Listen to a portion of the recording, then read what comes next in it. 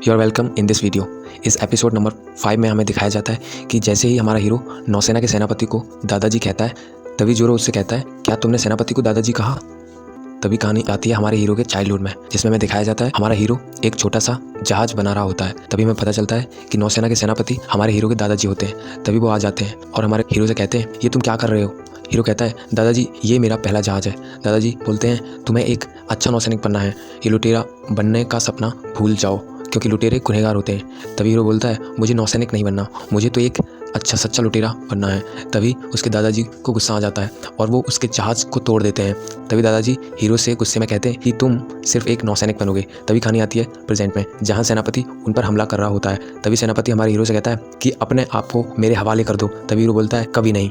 फिर सेनापति को गुस्सा आ जाता है और जोर से उनके जहाज के ऊपर एक गोला फेंकता है, लेकिन हमारा हीरो अपनी सुपर पावर की हेल्प से उस गोले को वापस उसी की दिशा में मोड़ देता है, जिससे कि सेनापति का जहाज डैमेज हो जाता है और वे चारों बहुत खुश हो जाते हैं। और हमारा हीरो नामी से कहता है, यहाँ से अब हमें दूर ले चलो। तभी वे वहाँ से निकल जाते हैं और सेनापति कुछ नहीं कर पाता क्योंकि उसका जहाज डैमेज हो चुका होता है। फिर हम देखते हैं नामी जोरो से कहती है, तुमने देखा था हीरो ने कैसे उस सेनापति को अपना दादाजी कहा? तभी नामी जोरो से कहती है, जाओ जाकर इस बारे में हमारे हीरो से बात करो कि उसने उसको दादाजी क्यों पुकारा। तभी जाके जोरो उससे बात करने की कोशिश करता है, पर हीरो उसकी बात नहीं सुनता और उसकी उस बात को इग्नोर कर देता है। तभी हमारे हीरो को खाने की सुगंध आ रही होती है। तभी हीरो कहता है, यहाँ जरूर कोई ना कोई होटल है आसपास, क्योंकि मुझे बहुत अच्छे अच्छे खाने की सुगंध आ रही है। दरअसल हमारा हीरो शुरू से ही खाने का बहुत शौकीन था। तभी उन्हें पता चलता है वहाँ एक होटल है जिसका नाम बराटिए है और वहाँ रुकने की तलाश में वो पहुँच जाते हैं और उन्हें भूख भी लगी होती है। तभी वे चारों वहाँ पहुँच जाते हैं और वहाँ खाने के लिए टेबल पर बैठ जाते हैं। फिर हमें होटल के किचन में दिखाया जाता है कि एक आदमी कुछ अलग तरह की रेसिपी बना रहा होता है। तभी उसके साथ काम करने वाला उसे कहता है, ये तुम अपनी मर्जी से क्या बना रहे हो? बॉस तुम्हें छोड़ेंगे नहीं। तभी वहाँ उस होटल का इंचार्ज आ जाता है और उससे पूछता है कि ये तुमने क्या बनाया है?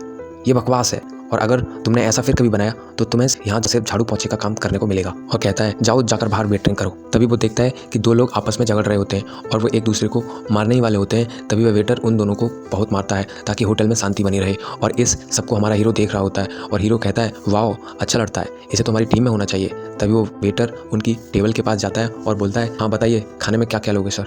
तभी हमें पता चलता है कि उस वेटर का नाम संजी होता है और वो एक अच्छा आदमी होता है। तभी हमें दिखाया जाता है नौसेना के सेनापति को, जिसमें सेनापति किसी से बात कर रहा होता है। दरअसल वो मीहॉक, जो कि एक दुनिया का सबसे महान तलवारबाज और लुटेरा होता है, उससे बात कर रहा होता है। सेनापति उससे कहता है, तुम्हारे लिए एक काम है, तुम्हें एक लड़के को पकड़ कर लाना है जो कि बहुत शातिर है। वो नौसेना से नक्शा चुरा कर ले गया था, तुम्हें उसे जिंदा पकड़ कर लाना है और उसे मेरे हवाले करना है। तभी मीहॉक कहता है, लेकिन वो अभी कहाँ मिलेगा? सेनापति कहता है, वो ज़रूर खाने की तलाश में ईस्ट ब्लू के वैरायटी होटल में गए होंगे।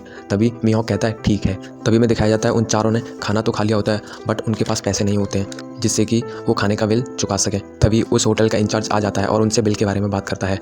तभी हमारा हीरो कहता है कि पैसे तो हमारे पास है नहीं। तो इंचार्ज कहता है, आपने खाना क्यों खाया यहाँ पे आके जब आपके पास पैसे नहीं है तो?